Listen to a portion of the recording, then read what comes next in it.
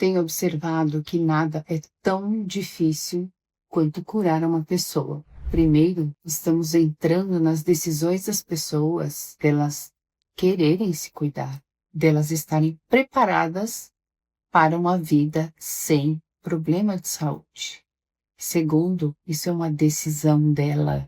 Nós somos um instrumento apenas. E essa decisão exige abrir mão de algumas coisas, exige responsabilidade sobre outras coisas.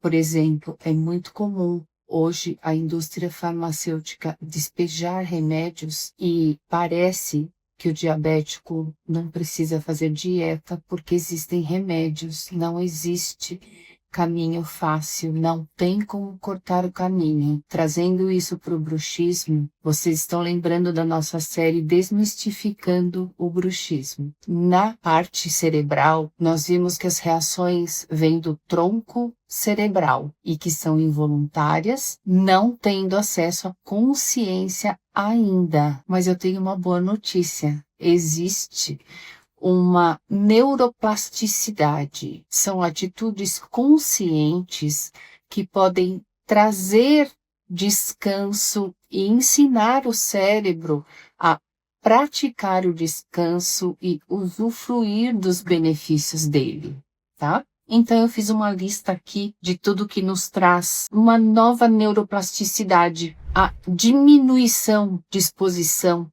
de notícias ruins, seja ela pela TV, por noticiários, por pessoas negativas.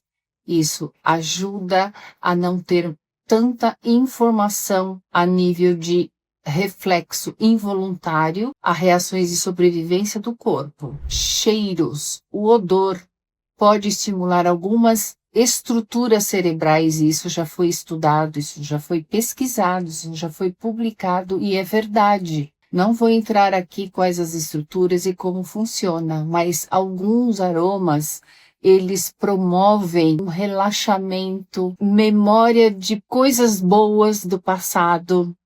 Então, alguns cheirinhos, e isso é individual, cada pessoa tem o seu gosto. Por exemplo, lavanda, cheiro de mato, cheiro de terra, cheiro de frutas.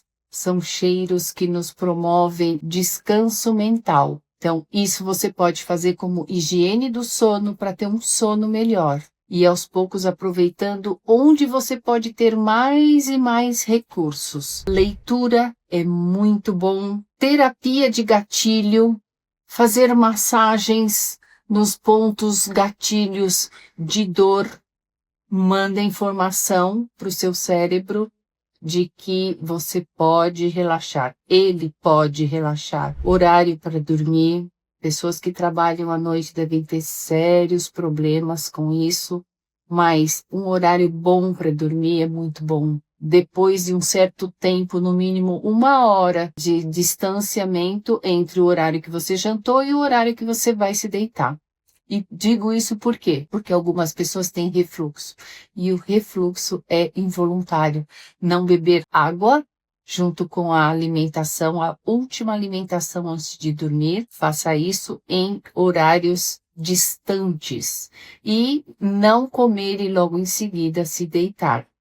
Até de bebezinho nós praticamos isso em função do refluxo. Então, alimentos. Evitar café. Café é um estimulante, bebida alcoólica é um estimulante. Isso vai dificultar que o seu cérebro relaxe. Assim como alguns chás, chá de camomila, chá de erva cidreira, chá de frutas, favorecem o relaxamento. Não precisa ser muito quente, nós estamos num país tropical, mas a temperaturas mornas ajuda, não gelado, gente. Temperatura morna ajuda a acalmar o sistema nervoso. Bem, essas condições e terapia cognitiva da ansiedade, você tratar a sociedade. As nossas reações nós não vamos controlar, mas o que nós vamos fazer com essas informações, isso é muito importante.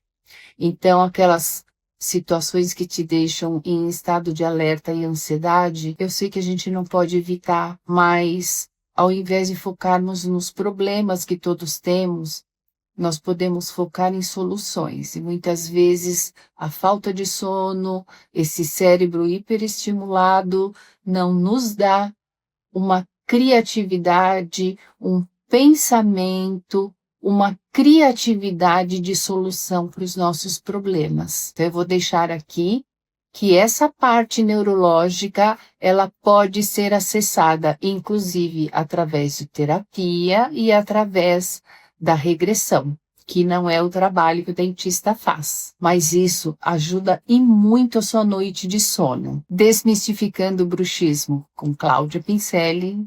Um bom dia.